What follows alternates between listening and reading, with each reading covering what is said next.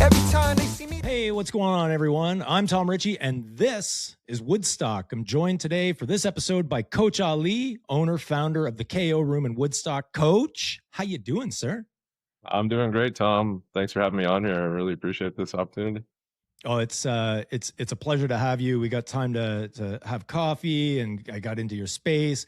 I didn't get any gloves on. I'm gonna get some gloves on one of these days, though. September is my break-free month this year. I'll have more time. That's around the corner, so we'll see. It's I'm sure right we'll see there. your gloves very soon. Yeah, we're right there. So Coach Ali, we're going to get into your background. First, if you don't mind, I'm just going to do this. They don't pay me to do this. I'm just in super love with their coffee. So Streets Ahead Coffee Roasters right here in Woodstock. I don't know if you've tried it, Coach, but if you haven't, My Kitchen sells it. They serve it all day long, but you can place orders online. Again, they're not paying me. I'm just in love with the company, and they gave me a shirt. I should say they gave me a free shirt. I'm wearing a free shirt, but mostly because I just like their style and their vibe. So if you haven't tried Streets Ahead, try it. It's awesome. I haven't. I got to figure out how to get one of those shirts. They're rad, right? Like I just love everything about their branding is just like, it's so 90s vibe, early morning cartoons and all that stuff. Like I'm in love with it. But here's the thing. The coffee is just so freaking good.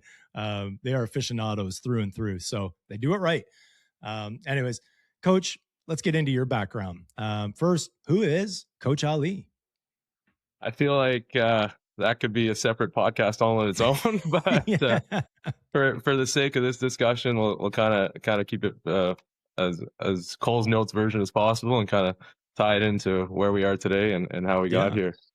So in my 39 years of age, kind of seen a lot of facets of life. A lot of them have been really, really phenomenal and unbelievable, and some of them, not so great, but I wouldn't be sitting here with you had it not been for any of those circumstances. So I'm pretty grateful for everything that I've been able to go through and come through from. So, Nice.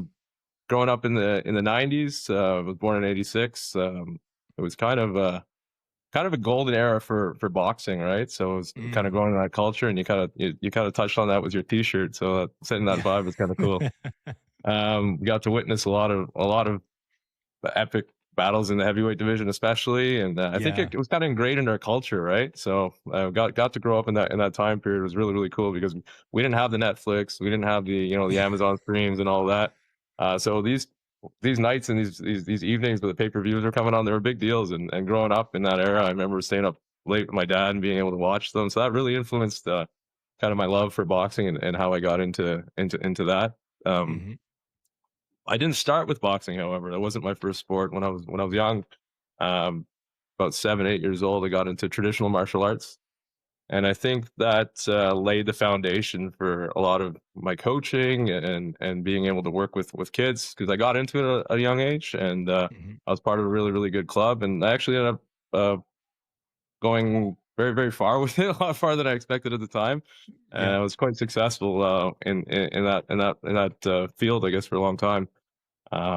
That kind of set the stage for where I'm at now. I was a member of the national team at a very young age. I got my medals here with me. I was able to compete and represent Canada in Argentina, brought back a gold and bronze medal. Jeez. And in South Korea as well, ended up with gold and silver for Team Canada. So on 2 occasions. So when I say I got to compete at a high level, I mean, I got to really do a lot of cool things where I got to travel, meet a lot of cool people, and then it allowed me to open some doors for me in the sense where I was able to coach and pass on some of my skills. And that was done at a really, really young age, which was really, really cool. But growing up, again, the boxing was always one of my passions. So I always circle back to it. So my first taste of boxing was when I was 16 years old. I joined, I forgot to mention, I grew up in Ottawa, Ontario. I'm not from Woodstock. Yeah. So I got to join up a pretty famous Canadian boxing club at the time when I was 16, I believe. It was Beaver Boxing Club. Okay. And that was my first taste of authentic boxing. And because I was competing so heavily in Taekwondo and invested in Taekwondo at the time, I never really got to pursue a competitive take on boxing, but had the foundation, was able to learn a lot of the skill sets required. And it was always a sport that when I had the time, I would circle back to. It was definitely a passion and a hobby. Going into the 2000s, we kind of saw the rise of MMA, and got to witness the changes. The UFC started becoming big, and it kind of pushed boxing into the background in terms of the media and what Mhm. was being shown on TV, right? Yeah. Um, Yeah. but a lot of those fighters, boxing was still a core set of their skill set, and I kind of followed that MMA route. Got into dabbling with Brazilian Jiu-Jitsu, kickboxing, and my passion for kickboxing grew at that point because it was kind of the perfect bridge between boxing and martial arts. Yeah. So Yeah. Yeah. it was kind of laid the foundation with both, and it kind of filled both niches for me, Mhm. and pursued that. And then for about my early 20s, pretty typical life, trying to figure out what I'm going to do, what I'm going to do academically, school, work, career, all that stuff kind of comes into place. So my competitive Mhm. edge kind of went away a little bit, and then trying to navigate through life. Okay. About 23, I kind of changed trajectories completely, not really planned, but life circumstances kind of set me on a roller coaster ride for the next 15, 16 years. Yeah. And fast forward to about 2024, and we landed in Woodstock, Ontario. That's quite the journey. I got to make sure I hit this. I've joked with different guests, and I've logged a lot of hours now, probably 500 hours of podcasting, and I've always wanted. Diary of a CEO Steven does a great job, and he makes little notes, and I'm like, I don't want any distraction like that. I want to be able to listen to the guest, but I do want to come back to the differences between dojo and ring. And what a boxing school or typical setup is, and the different vibe that could be there. So Yeah. I'll hit that. But so we fast forward. You've competed for Taekwondo. You've represented Canada. You've done all that. You got a good taste of the various martial arts. And you're right. I remember UFC one, right? Yeah, And I'm like, 100%. Very whoa, different from what we did. yeah, we might need some rules. like, How about like in weight those, classes? yeah. And then of course, for me, Hoist Gracie, hits the scene and just starts to dominate people. And I'm like, who the hell is this guy? Where's this style coming from? Which was wild. But one thing that always rang true, at least what I noticed, was the vast majority of fighters all the way through up until I think there was a kind of a pivot point where you almost needed grappling. And I won't say Brazilian jiu-jitsu, just grappling in general, but they all had a foundation in boxing or striking, almost all of them. And I don't know if that is, hey, I want to be in MMA. Even my son's mentioned it. I'm like, buddy, I don't know. Like, it's a lot of dedication, a lot of time. Sure, you've got the spirit and the heart to do it, but getting hit, that's the one you might not be, big on. So, anyways, do you feel that competitively boxing is a requirement when it comes to mixed martial arts? 100%. I think it should be a core foundation, if not a core discipline for anybody looking to compete in that realm or get into that realm. Hmm. Just because you are going to find yourself in that circumstance where you are going to need to close distance with your hands, and of course, leg strikes might not be always your best option. And then you got to avoid grappling. So when you're in close, your hands are the ones that are usually Yeah. going to go first. Yeah, yeah, and I mean, in most cases, I've seen this. I didn't know this, so my coach, and I want to get to how you landed in Woodstock and all that, but I'm just so curious about some of these other Yeah, things now. You know me, I'm like a squirrel. I'm all over the yeah, place. yeah. I'm the same way. But I'm trying to gather all yeah, my thoughts but and same so many things to talk about. yeah, but I am curious. So what I didn't know, like, so at our jujitsu club, we start on our feet. That's every round we're rolling, doesn't matter. You start on your feet. But coach had pointed out, he's like, listen, when you visit other clubs, chances are you're starting knees or in guard or something like that. So we're one of the rare clubs that start on our feet. But my point being is that in mixed martial arts, anytime you see pretty much anything, I don't think there's any pro fight sport where you would start not on your feet, which to me just aligns with you'd probably want to know how to box then. or 100%. or strike in general, right? Yeah. And just going from my own experience, like when it comes to wrestling and grappling, there's always guys that are like 100 times better than you. Right. So Right, right. personally, like for my own personal comfort, I don't really want to get too close to those guys where they're able to position where they can tie me up and take me down. Right. So Right. Yeah, yeah. having a good striking base is going to allow you to be comfortable enough to keep them at a distance. Right. Yeah. So Yeah. it's super, super important because I find, especially with wrestling, it's so technical. Um, Mm. there's guys that, you know what? I'm okay to not getting close with you, right? So, Yeah, yeah, yeah. yeah, And they're fast. It's yeah, explosive. And that's the yeah, difference. You know, when we have wrestlers that come to jiu-jitsu, I'm like, oh boy, someone else can have them. Like these yeah. typically we've got a 65-year-old. He's a Hungarian Olympic style wrestler. I think he made or almost made the Hungarian team to represent Hungary back. Like he's like 65. This guy, oh my God. Like he crushes people. Like, and he's Yeah. not a big dude. He's just so explosive, even at 65. Anyways, I'll come back to this stuff I've because seen it. this is the stuff that just, you know, it excites me, obviously. But I'm curious, how did you land in Woodstock? Let's share that story because I think it's super interesting. And you know, a business born out of not necessarily wanting a business is pretty cool. So Yeah. how'd you land in Woodstock? So I'd been out of combat sports for a big part of my life at that point, and I think the best way to describe it is, you know, when you're at the amusement park and the roller coasters rides over and it's coming to a stop, Yeah. you realize, okay, it's time to get off the ride. Well, that's kind of it was my time to get off the ride. Like it was getting to a point where I had to make decisions that were going to be, you know, affecting my long-term health and my long-term growth and what I was going to be able to do. And I wouldn't, you know, at that age, you're probably not going to get that many more chances in life. So Right. Yeah.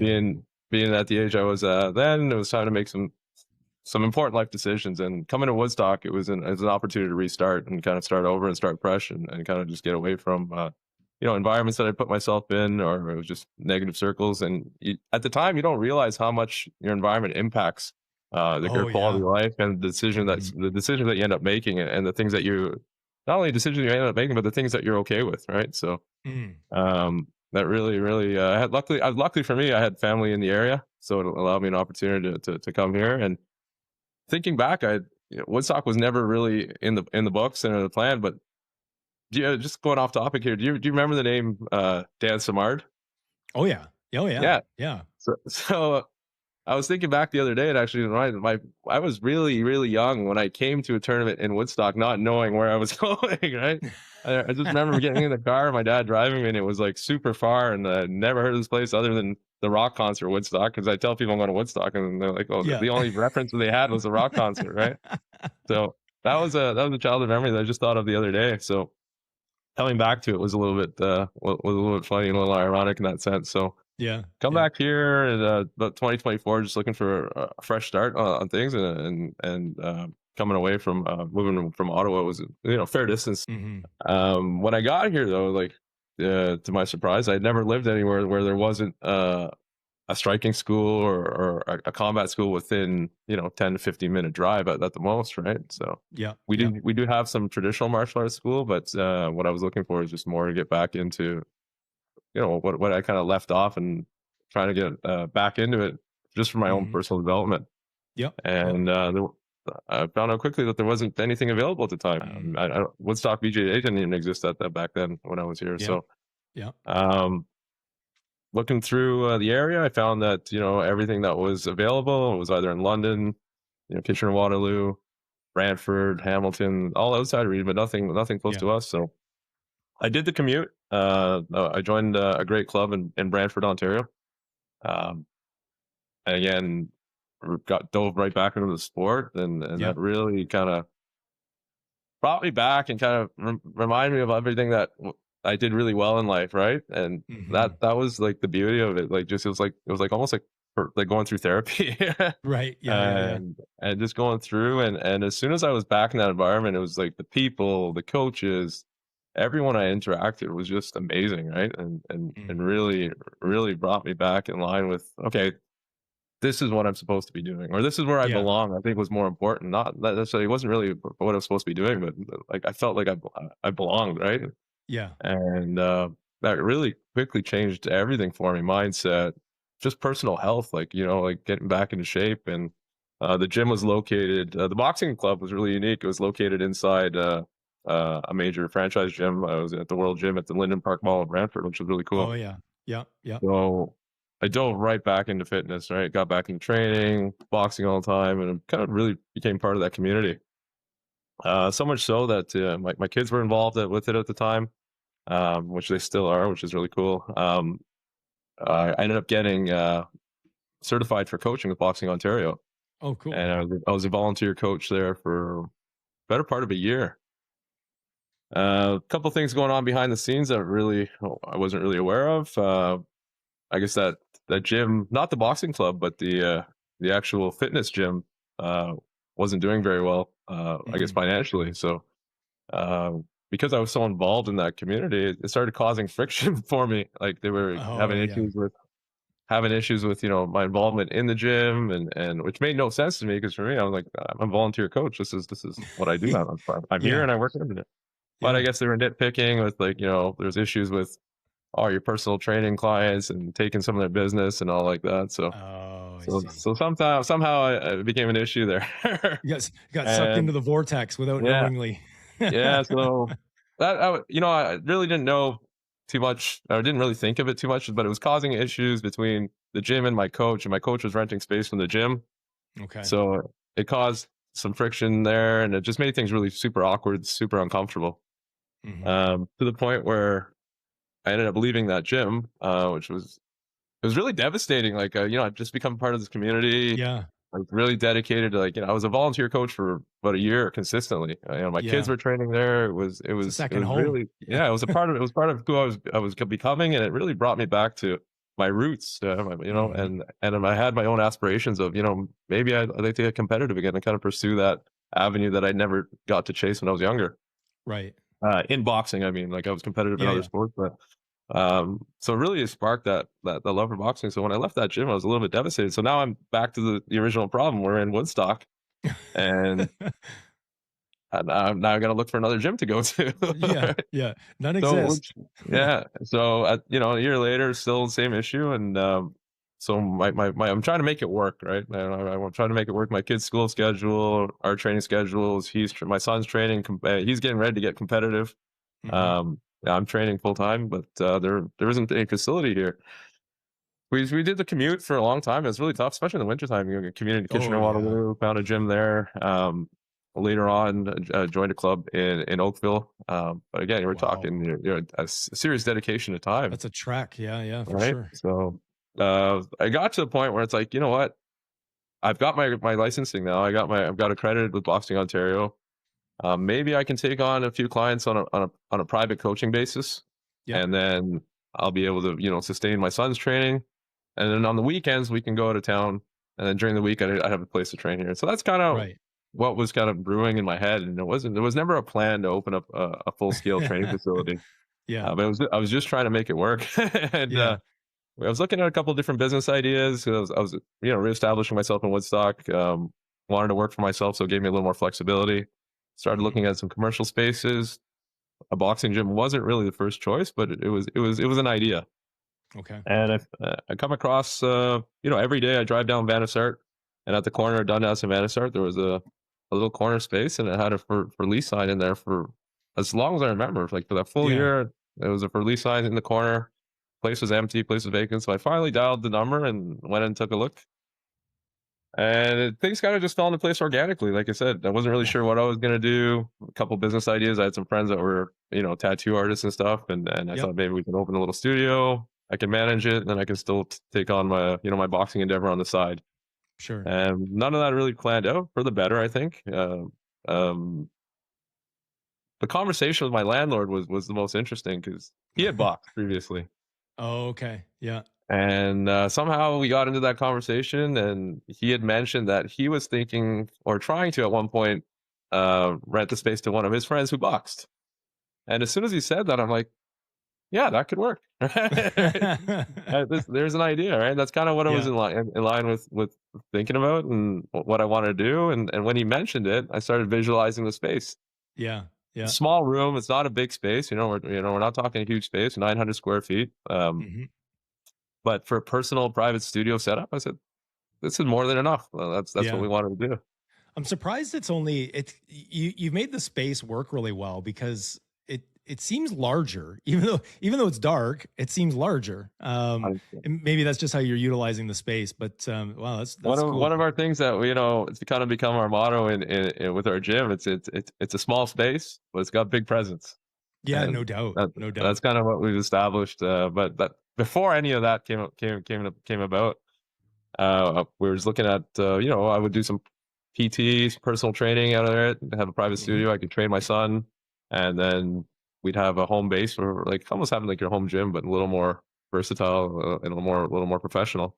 Yep. And then I'd be able to branch off and keep doing the commute for however however long I chose to do so. Yeah. Yeah. Yeah. Um, so things progressed, and I started picking up some equipment. Nothing extravagant. I think I originally started with a couple wall bags, but hung a punching bag, and it was winter at the time when we were doing this, so it was dark early, and it has a really big storefront Yep. windows at the front of our Yep. unit, and the amount of attention that we were getting and people going by and like doing double takes and stopping at the light and staring and to the point where people were coming out of their vehicles, parking, coming out and coming up to the door and asking what we were doing. And Right. this was with no signage, just the presence of having one punching bag hanging on the wall. Yeah. And things so things just kind of progressed organically. We had our building maintenance guy.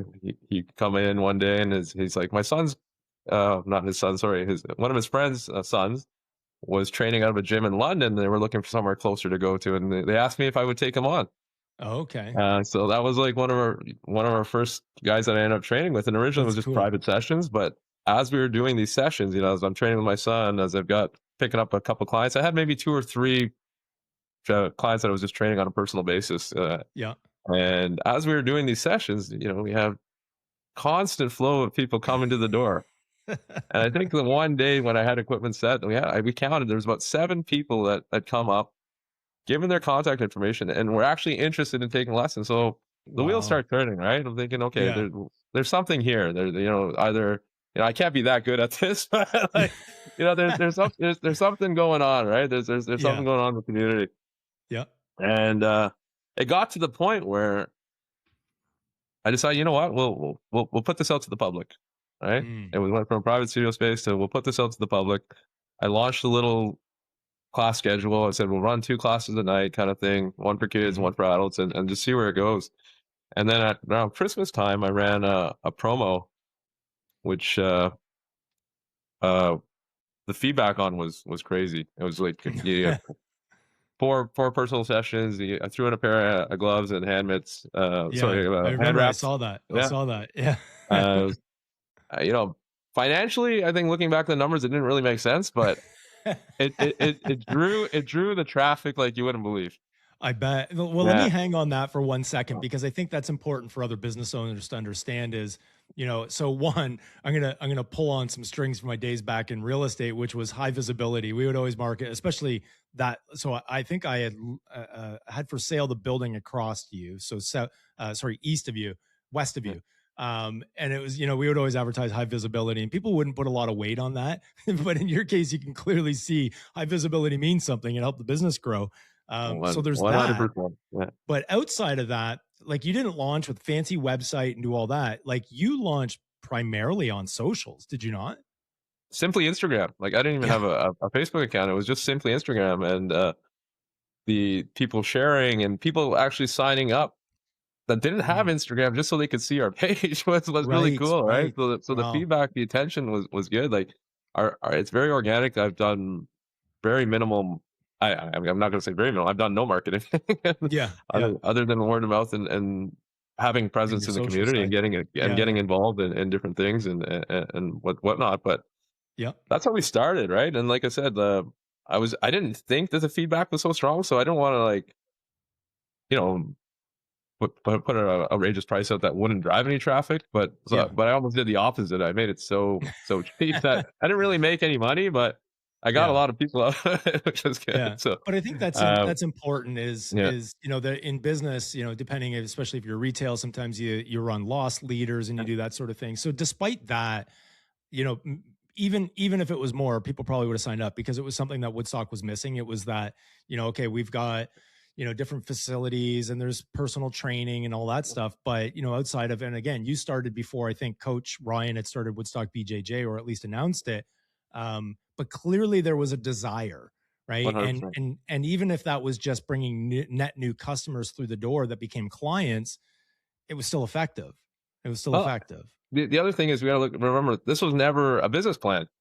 Right. Yeah, Right. this was just a passion project. I just wanted Yeah. to be able to fuel my own passions and endeavors and build something that I could keep my son competitively training and just being involved in that community. So it Hmm. was never really business first, and that Yeah. just kind of like I said, everything kind of just fell into place organically. So the turnout we got from that promo was phenomenal. Like I was running 9 a.m. back to back on the hour sessions right till 9 p.m. Yeah. Saturdays because I was like Jeez. I was working full time at the time, so Yeah. Saturdays were my full days. And then Friday evenings, I would do a session at 6 a.m. I would run to work, come back, pick up my kid, run back to the gym. It was like just Wow. wild, but it was like because it was so rewarding, like I'm the type of person that runs off energy, right? So you give me Hmm. more, I give you more. You give me more, I give you more. Right. Yeah. And and it just drove me like it forced me to become better at what I was doing. And Yeah. also like it was extremely passionate, right? So Hmm. meeting all Hmm. these people and just seeing like how much it impacted them, I could directly relate to their emotions because I'm like, Yeah. I knew Yeah. how much it impacted me, Yeah. right? Yeah. Yeah. And how it changed things for me and the effect that it had. So we were kind of like working together on this project, which was Very phenomenal. cool. So Yeah. when I had the classes running, we quickly hit capacity. Like, it's not a huge space, but you need room to, for a private studio it was great, you had Sure. lots of Yeah. space, but now you got 12, 15 people showing up consistently. Mm. But nobody complained. That was the beauty Yeah. about it. Like everybody was happy to be there. It was part of the community, and like no one was like, and then no one felt uncomfortable. No one felt like, they were crammed into this tuna can, Hmm. so to speak. It was Yeah. like Yeah. it was great atmosphere, great energy. We'd had great sessions, and and people just kept wanting to register. So it got to the point where it's like I didn't want to turn people away, and I could see how many people were interested in taking part.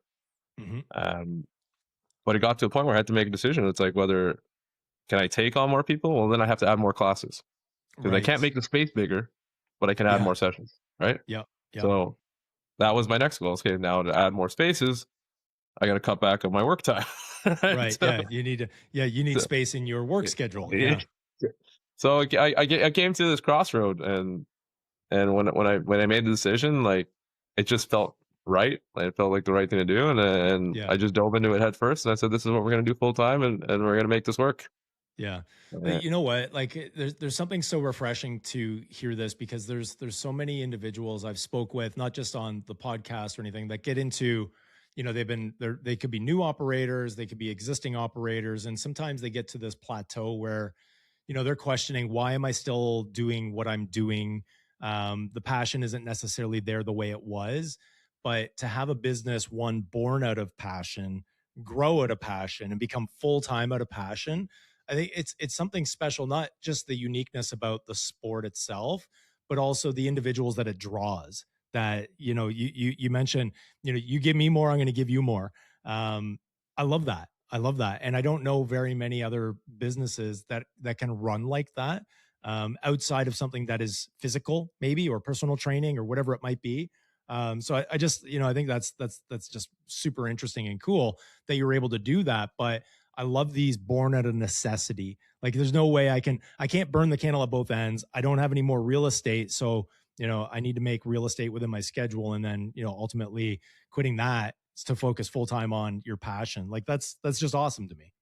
Yeah, it's it's a good feeling. It's scary. I'm Yeah, not gonna lie. for It's scary sure. I because you mean, don't. Yeah, yeah. yeah, but when it works, and the days that are challenging, and the days that you know don't really make the most sense to you Yeah. Yeah. logically, but Yeah. then you get that one person that's so appreciative to see you that day, or Mm, so happy at the end of their session, or you can see that it's really affected them on a yeah. personal level, not just for that session, but the fact that they want to continue and come back, and it's Hmm. super Hmm. rewarding. And there's not a thing I can really relate it to that gives you that same feeling, right? Yeah. So Yeah. so that kind of Well, instilled in me that I was on the right path. Like I said, no matter what, like this is the right thing to do. yeah. Yeah. Well, and I want to go into, so you're opening a second space for the competitive side of the business, and we'll talk about how that kind of rolled out. But for those that are listening, they're like, this is super interesting. I've never, I've never boxed. I've thought about it, or maybe they didn't even think about it. Now they're watching this going, hey, I'm 65.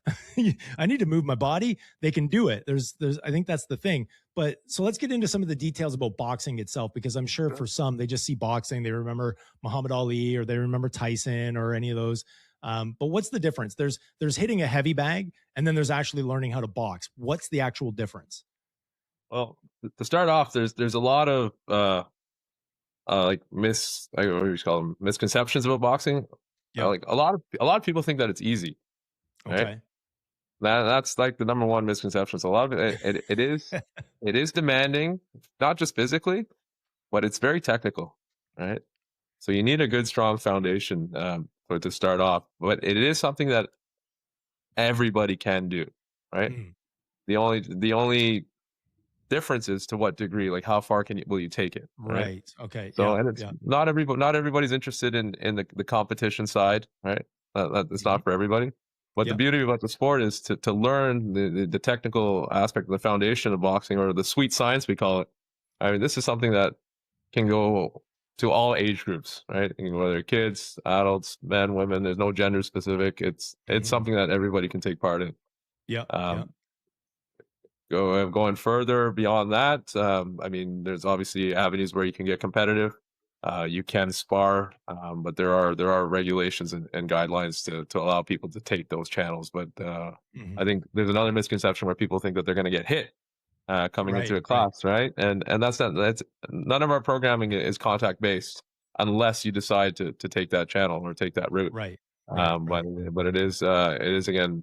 I've joked before that when we're doing sessions and people are worried about coming in or trying it out, say I'd love to box, but I don't want to get punched in the face. I don't want to black eyes and things like that. And my joke has always been with them is that I have a more likelihood of getting punched in the face than you do, right? So Yeah. Yeah. yeah, so it's just one of those things, right? Well, and I think so. You pointed out that anyone can learn how to box, and I think that's literally any age group, any ethnicity, any gender. It doesn't matter what it is. You can learn. But I'm curious. There's, I've dabbled in certain martial arts and done that, and now I've full in on Brazilian jiu jitsu, and I've studied consistently for a year and a half, 3-4 times a week. Love it. There's a certain air of confidence that a person gains by understanding martial arts and, we'll say, self defense. Okay. Where in the boxing realm does a person start to develop a confidence that maybe they walk a little different? And I don't mean, I'm a big thug and I'm going to walk around and I'm going to beat people up. I mean, just you must see this as a coach, especially with younger individuals. Is there a confidence change in an individual? And if so, where along the line, about how long does that normally take? 100%, and that's one of the most rewarding parts of coaching is when you Mm. see that light bulb go off in the head, or the eyes change when they're training. Yeah. Yeah. It's and that usually happens very, very quickly, and it's not that they've gotten stronger, or they're able to punch harder. It's Hmm. they understand how to use their body mechanics, Okay. right? So that Yeah. that can happen very, very quickly, because everyone has these like ideas of, well, I can punch. I can punch. They go to the fair and they punch the balloon that gives you a score, Yeah. right? Yeah. Yeah. But Yeah. so like everyone thinks that they can punch, or everyone's got this idea of like how you should punch, but until Right. you throw a proper technical punch that's delivered cleanly using good body mechanics, Hmm. it changes how you move. It changes how you feel about yourself instantly, because Right. your target, if you're hitting a pad or you're hitting a bag, the sound of the impact changes. It's Mm. very honest. It's very honest. You'll know right away. The Yeah. feeling, when it feels right, you build that mind muscle, muscle memory, and that mind muscle connection. It happens instantly as soon as you deliver a technique properly, or a blow effectively. Hmm. What that does, I guess, I don't know if it's your somatic system, or wherever it goes in the psychology. It really changes a person's thought process about towards themselves. I mean, almost immediately. It's Huh. it's one of the most rewarding things I've Interesting. trained in. Very different Wow. than bodybuilding or going to the gym and Yeah. Yeah. weightlifting and doing it. It's a very, very different type of training, and the Hmm. reward is delivered very, very differently. Yeah. So the Well. confidence. the confidence builds very, very quickly. Yes, there's a physical aspect. You're going to get in better Sure. shape. You Sure. know, Sure. you're not going to get tired in a 5-minute drill where you're going to Hmm. last 10 minutes the next time you do it. That will happen over time, and that will happen with any sport. But Hmm. knowing and learning what you're physically capable of and what your body can do uh, is a really, really cool feeling. Do you find that does boxing attract a certain type of individual, or maybe does it attract people looking for an outlet of some sort? Like I'm curious on the different demographics that come in and why they come in. Yeah, you think that it would target a certain group? Like everyone thinks that it's just guys that want to show up and have a fight club and punch each other. Yeah. But that's part of the stereotypes, but it's Yeah. completely the opposite. You're getting people from all walks of life. And I think Hmm. the number one goal is they just want to try something different, right? Like Mm. they're interested in fitness, but they're tired of the regular routine. They want some coaching. They want someone to show them what to do, but they want to challenge themselves in something that most people have never done. Most people have never Right. really punched anything, right? Yep. No, Yep. but most people have never really been punched towards. Not to say that they're Hmm. going to get hit, but working and doing drills with a partner, right? And these are really cool challenges, and that's what instills a different level of confidence, right? I Hmm. think every sport will give you confidence to some degree, like no matter what sport. If you start doing well and do it consistently, you'll start learning new skills, and that in turn will give you confidence. But when your skills are directly based on you being able to defend yourself or Hmm. you being able to strike a target effectively, accurately, and not just repeatedly, right? Yeah. Uh, Yeah. Yeah. that's a Yeah. different type of confidence, and Yeah. I don't think anything else gives you that. So we get people from, you know, the interest group is from everywhere. Hmm. A lot of it's just fitness based. People want to try a different type of fitness routine. Yeah. I think the science is out now, which is very cool. It really helps us out. It's Hmm. proven there the mental benefits, the physical benefits, and then also just the cognitive abilities that it develops, right? Especially the younger kids. A lot of people that have engaged in other sports. You know, Woodstock is a big Right. sporting community in general, right? Maybe not for Yeah. combat sports, but you know, there's a lot of baseball, a lot of basketball, a lot of soccer, Hmm. football, and it's a great sport for cross training, right? I was You're going to just going to build. say cross training, like, coaches have been saying this, specialists, and have been saying this for the longest times. Elite athletes are, you can't, I kind of learned this a little bit earlier on with hockey, but you could tell the individuals that played only competitive hockey versus this kid plays competitive hockey, or just let's say in general, just hockey and baseball or and basketball, whatever it was, their skill set, the way they think, things were just different with those. Yeah. And to your point, it's interesting for those that are looking for another fitness outlet. I mean, you don't need to spar. You can cross that line when you get there if you decide to do that. But even from my own experience just with jujitsu, it was, I've been lifting weights for a long time. Sometimes you look at me and you go, "You did? Really?" But you get bored of things sometimes. You get to switch up your routine. You go to, okay, I'm going to do whole body and total body. The thing that's changed for me is I don't lift weights now to lift weights. So like getting older and understand onset of osteoporosis and combating that, all that. Yeah. But I lift now, or workout, air quote, workout now with weights to support my jujitsu. I don't, right? My cardio, my all of that stuff is from jujitsu. So it's completely changed the way I look at fitness now, Right. because it's just more involving. And I think that's where, people that are maybe questioning, how do I fit this in with the schedule? Well, if you were to come to, Coach Ali's KO room, chances are you're going to get hooked.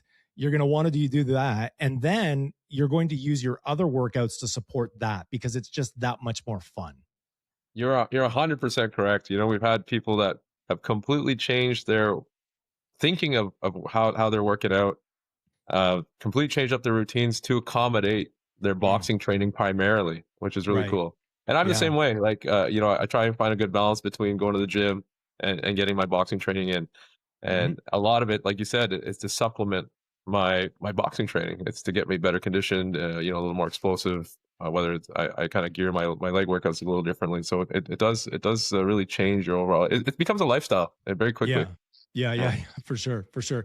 So let's talk a little bit about, so the KO room yourself. You're certified under, is it Boxing Ontario? Talk Correct. to me a little bit about that. So I'm a level one coach with Boxing Ontario, so I'm certified to coach.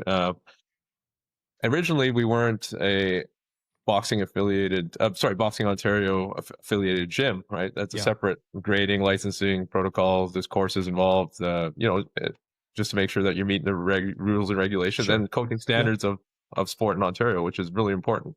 Hmm. So when I decided that this is going to be my full-time gig or my full-time plan, and this is going to turn Yep. into a full-time boxing gym, the next step was to get accredited. Mm. And, that way we can not only attract the recreational boxer, but then, we have people coming through that, how do I get competitive? What do I do next? Right. Right. How can I spar?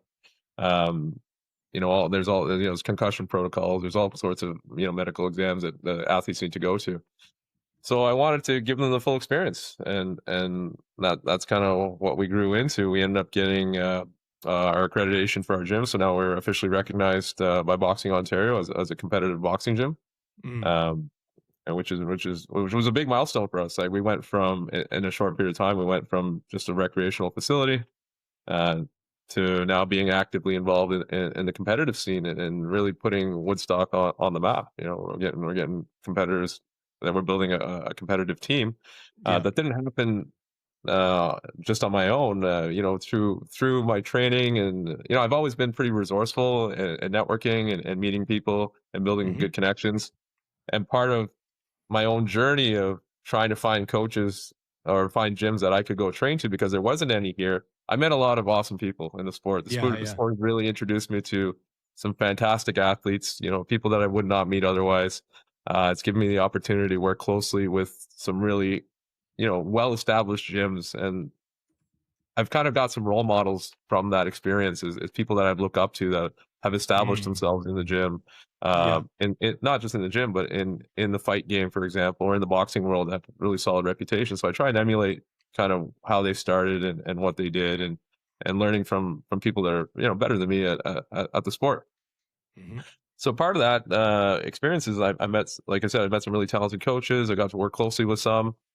And I met a really talented coach from Kitchener, Nahal Graywall. We call him a nickname in the boxing world, the PhD boxer. Yeah. That's Or as I like to say, Sean O'Malley's lookalike. yeah. He When I lives saw up a to picture, that. I'm like, holy crap! How did you get Sean O'Malley to come in as a boxing coach? That's a big selling point, right? So Yeah. because I lacked personally the amateur boxing competitive experience. Like I've Yeah. coached my whole life, being in combat sports. I've coached from the early ages, right, from 12, 13, 14, 15. Hmm. When I was after I'd won my second world championships, the club I was a part of, even though it was martial arts based, I was coaching two gyms full time. Oh So wow. my Jeez. coaching background is, we're talking huge part of my life. But I want to deliver the best experience possible, and I'm not here to kind of lead people on. I said, Yeah. I Yeah. want my athletes to be able to achieve their goals. If someone says I want to be a champion, or I want to be a national champion, or not even a champion, if they just want to try competing, I want to make sure that they have the best Right. experience Yeah. possible, right? Yeah. And I have my own personal competitive ambitions that on my bucket list of I'd like to get back into this competitively one day. Hmm. Hmm. It might seem a little delusional, but it's part of the Yeah. sport, right? You're Yeah. still young. Hey man, I'm competing next weekend, and I'm 51. Yeah, Like. right. So, I have my own personal ambitions, and I wanted to, more importantly, I wanted to have high level coaching for my son, right? Yeah. So Yeah. he's kind of like the next generation up and coming. Yeah. So building these relationships, with Coach Nahal, I kind of just bounced it off, showed him what I was doing. I brought him in for a seminar. Being a new gym, we ran a seminar with him leading it, and kind of getting our students on board with just like the technical side of things like mitt holding, like holding mitts Mm. properly, and Right. really showing them the technical side of not just hitting a punching bag, right? Right. Becoming more skilled of how to train with partners and things like that, and how you should be holding these targets.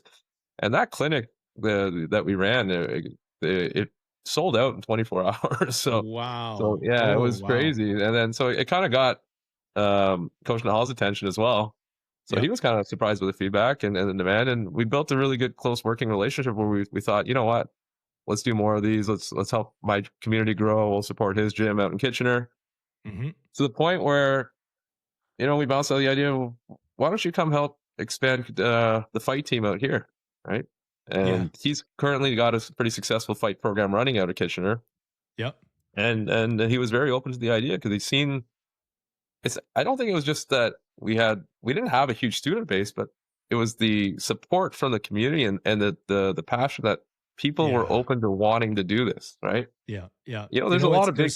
There's something there, and I just want to touch on it real quick. And I think it's the community of Woodstock. Yeah. And I can't put my finger on it yet, but Coach Ryan said the exact same thing about Brazilian Jiu-Jitsu, and whether or not, he can't, the same thing, he can't put his finger on it. Is it because it's net new and it's, Woodstock hasn't had it? We've mildly had it in some different training. There's been some clubs that start and, end up, wrapping up, I'll say wrapping up, but it just draws. There's so many individuals that support it. And then what you see is those individuals that are in there, the one of the main reasons that their success is that little community forms its own little community around it as well. And they're encouraging each other, and you should be coming out, and why are you not at class? And let's go check this out. Right. So there's something really unique about Woodstock. I haven't been able to put my finger on for that specifically yet, but I'm going to find it. It'll be there somewhere. It's amazing. It's beautiful to see. Like it's what drives us and what allows us to keep going forward. Right. So,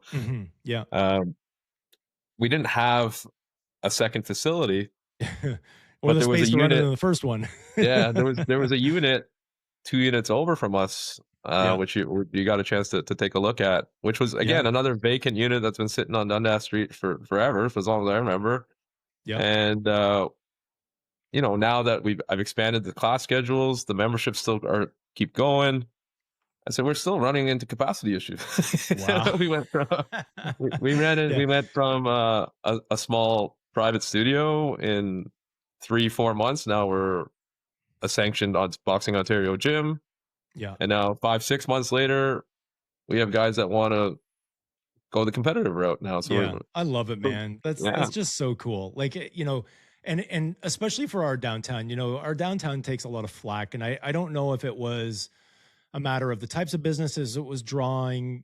Sometimes businesses are based on passion, and sometimes those businesses just fail because it's passion based. But in your case, it was passion based. It's been successful thus far, and now you're expanding and helping fill up more real estate downtown. So I love that, and you got to give that kudos all day.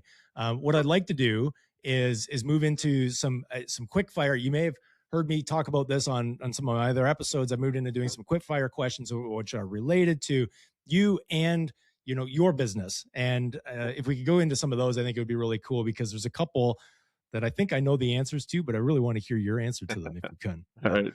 So I'm going to kind of bring it back to a little bit about, some entrepreneurship and that sort of thing, but the quick hitters are, they're catered a little bit differently. So first question, favorite fighter ever? I think that's unanimous. Muhammad Ali. Muhammad Ali. I love that mural that you got. Character inside the ring, outside the ring, all aspects. He's got everything covered. He covers all fields. Yeah. I've watched as much as I can about him and with him, whether it was documentary or not.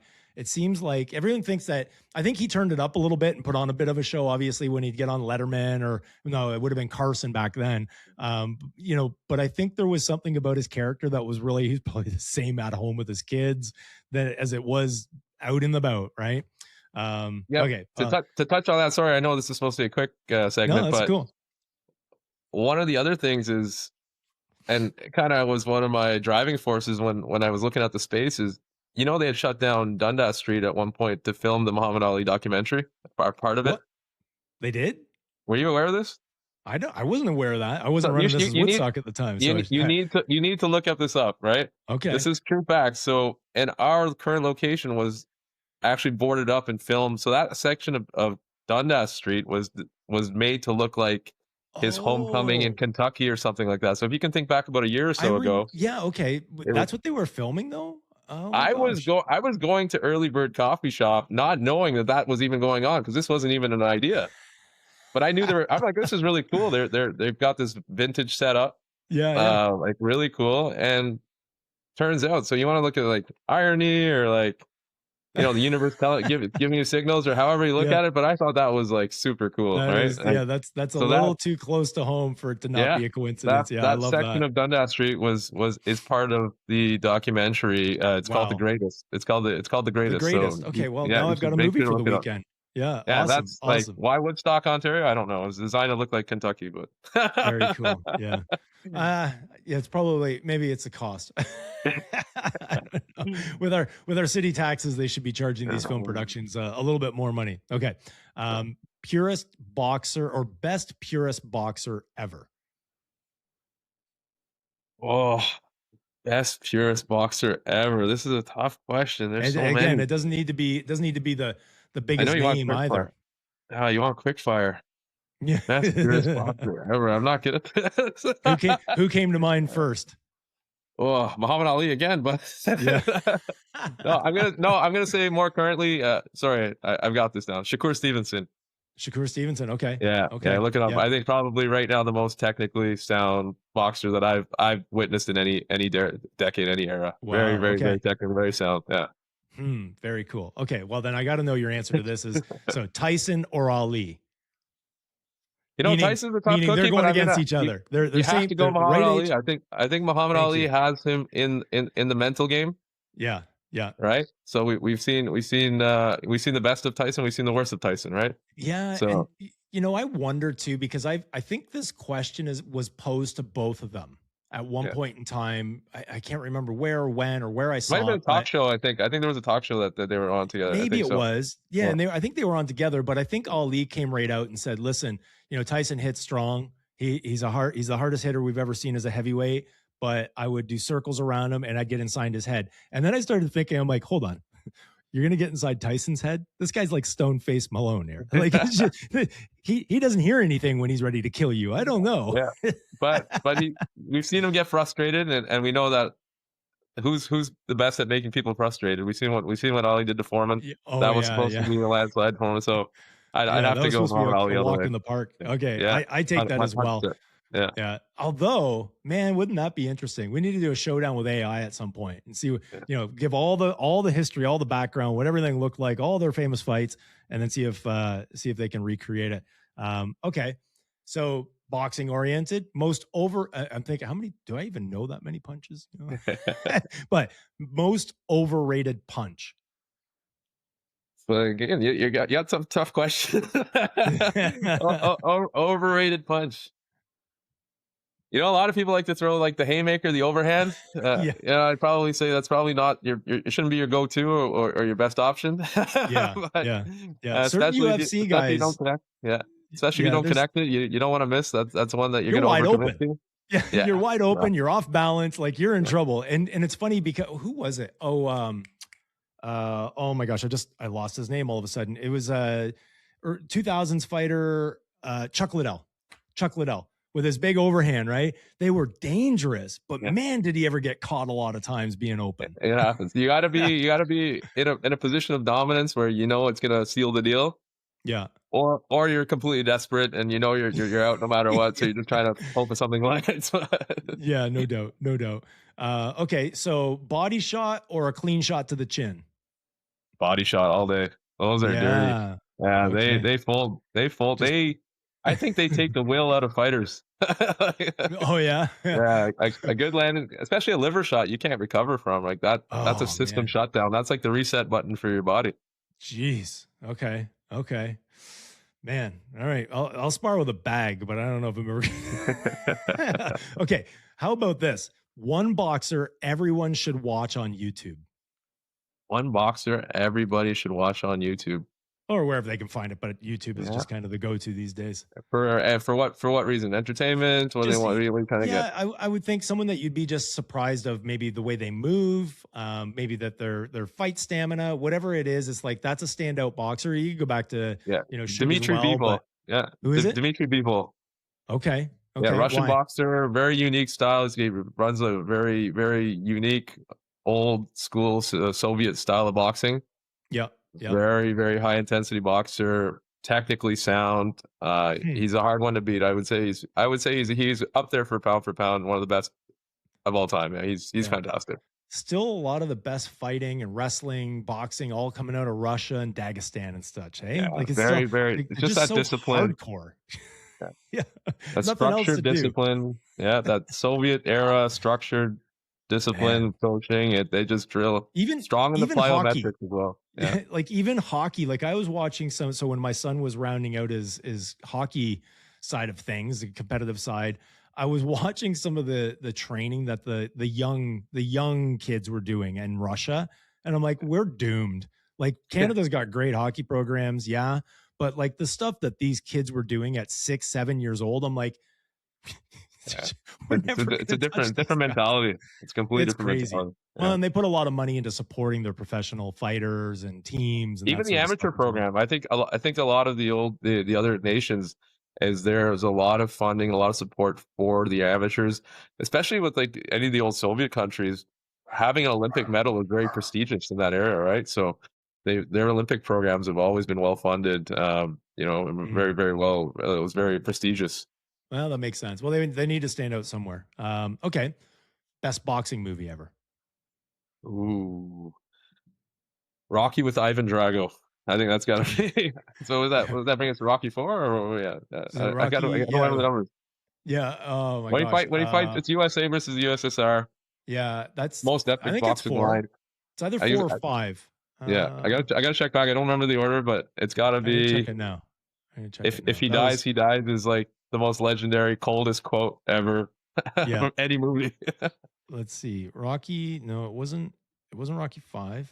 Is it Let's see. 4? I think it's Rocky 4. Yeah, it's gotta be about It's 4. got to be Rocky 4. Because 3 was with Mr. T, I think, so it's gotta be Oh yeah, 4. yeah, yeah. Dolph Lundgren. Dolph Dolph Lundgren. Lundgren. Yeah. Rocky 4. Yeah, I saw the cast there. That was I will break him. Yeah. And then he's like, he's not human. The coldest line is, "If he dies, he dies." That's the Yeah. coldest line. No. Like, say what? Yeah, That's crazy. That's that's crazy. pretty Okay. hardcore. One last question. No, Okay. So could Tom, survive one round with Coach Ali? 110% you could. Anybody could. I You don't know, know, it's man. it's Come on. Let's okay. And I mean survive. I mean, like I'm ducking. I don't duck like I did, but maybe I'm ducking out. I'm running around. You'd just be chasing me, and eventually you'd hook me, and I'd be dead.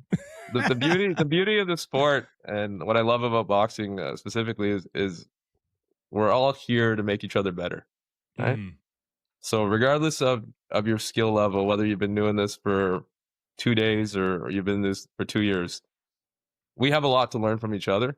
mm. And just because I might have a little more technical skill set than you, I still have my weaknesses that I need to work on.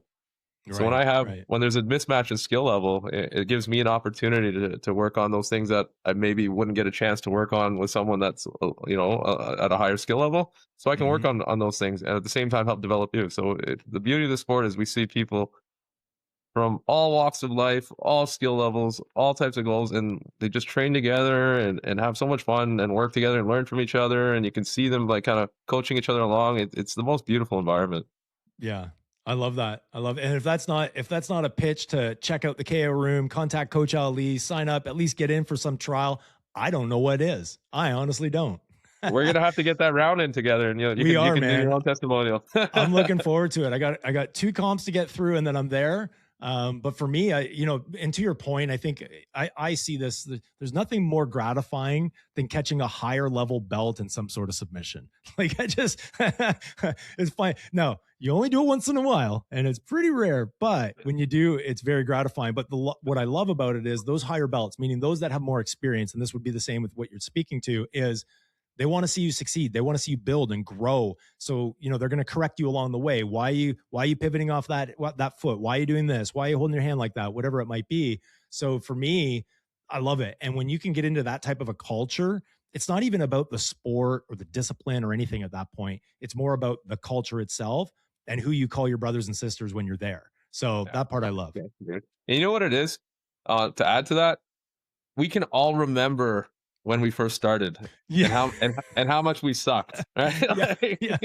Like, Yeah. like we can all. Nobody walks in there, world class boxer. That's not how it Right. works. Yeah. You gotta take that risk. You gotta step outside of your comfort zone. You gotta be willing. You gotta be willing to break those habits, right? Yeah. You got to be open-minded and know that you're trying something new for the first time. A lot of people, can be hard on themselves, but as soon as you let that go, that you're there to learn. Mhm. And then when you see the people that are better than you, that you can visibly see their skill and how much better they are. But then when they work with you, like that, they're willing to teach you and show you your mistakes and help you become better. Yeah. That's what I think. That's what really turns people on to the sport, which is really cool. Yeah, I love it. I love it. Well, listen, Coach, I appreciate the last hour you've spent with me explaining your journey, how the KO room came about. Couldn't have asked for a better guest. This is exactly what we look for. It's these success stories, much continued success as well. Competitive room will be open when? So we've got KO room, PhD boxer. When's that going to be officially open, do you think? We have a tentative start date. We're currently running the program now. The competitive program is live, so it's currently available to any. But we just need a space for a big boxing ring, sparring, things like that, and we have that space available. So our grand opening is tentatively set for September 26th. Beautiful, love it. Yeah. Well, I'll make sure that I'm marking the calendar and attending. I am very much looking forward to it. But thanks again for joining. I appreciate you. Thank you, Tom. Thank you for what you do, and this has been great fun. Nice talking to you. Yeah, I'm so fresh like the morning, mouth wide open like they yawning. Every time they see me, they in G-Shock. Homie, this is too far. Homie, I feel too alive.